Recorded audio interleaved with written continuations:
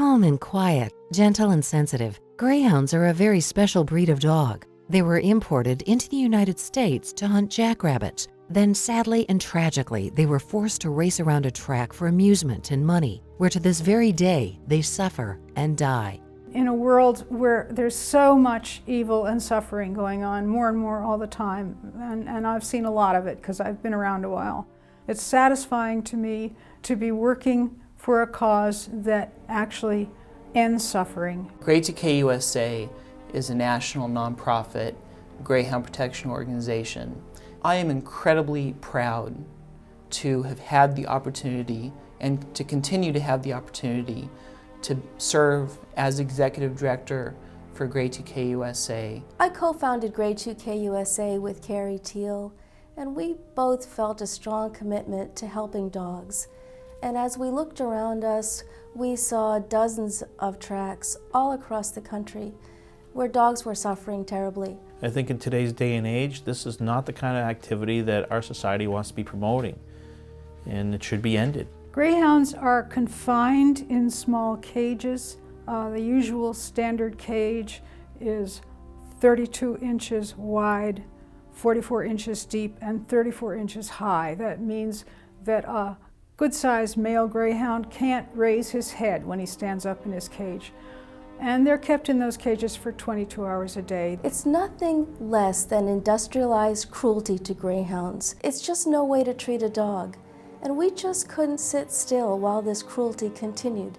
And we determined that we would form an organization to end this cruelty, not just in our home state of Massachusetts, but nationwide. GREY2K USA is a group that is dedicated to phasing out greyhound racing in the United States. And GREY2K, what impressed me so much about them and why I really wanted to join the board is that it's such a professional group. Where we've made our most progress is where we've educated people, and it's always about educating more and more people to get our message out and to understand what greyhound racing is all about. At GREY2K USA, 77% of all donations go right into our programs. This is an industry that truly contains the seeds of its own destruction. And when its views on greyhounds are exposed, when its standard practices are exposed, those cannot survive the light of day. Greyhound racing seems like the worst abuse that's systematically happening to dogs in the United States. We see racing injuries of broken backs and broken necks and fractured skulls, and it's just horrible. We know that 1,200 injuries have occurred over the last 3 years in this state, and that is just unacceptable. Since 2002, more than 800 documented serious injuries have taken place, and these have ranged from broken bones to animals that have literally died on the track. This is what most of us never see. Hundreds of beautiful, sensitive greyhounds, injured, suffering, and dying, all for amusement and profit.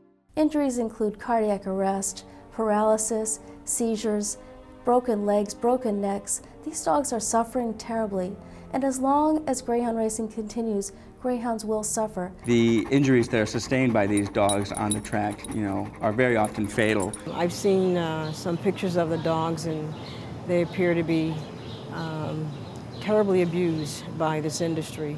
My first reaction when I learned about greyhound racing was disgust, and I was just horrified. I feel very strongly that as a society, we have an obligation to all living things to end suffering. This is a fight between our people and the track's money and muscle. This is a fight that we should all be fighting because it's a human moral issue. It's how we treat animals. We have people all around the country, we have donors all around the country, we have board members all around the country who are like-minded, who agree that this sport should be abolished. We work nationwide. We have a full-time professional lobbyist in the state of Florida, which is the largest state in America for greyhound racing. We have a full-time professional lobbyist in New Hampshire. We've done work in all of the other states where greyhound racing exists. We have conservatives, we have liberals, and everybody comes together and understands that this is a chapter in our history that must come to an end. In November 2008, the voters of Massachusetts voted 56% to outlaw dog racing in this state. Volunteers collected over 150,000 signatures to place Question 3, the Greyhound Protection Act, on the November ballot. It's a big victory. And it also proves that our strategy works. It is cruel and inhumane. Thousands of Greyhound dogs endure lives of terrible confinement. They are forced to live in small cages, barely large enough for them to stand up or turn around for at least 20 hours a day. And since 2002, more than 800 dogs have been injured, and in 1 month alone, 19 dogs died in their cages. Question 3 will phase out Greyhound racing in Massachusetts. It's time to stop the cruelty. Vote for the dogs. Vote yes on Question 3.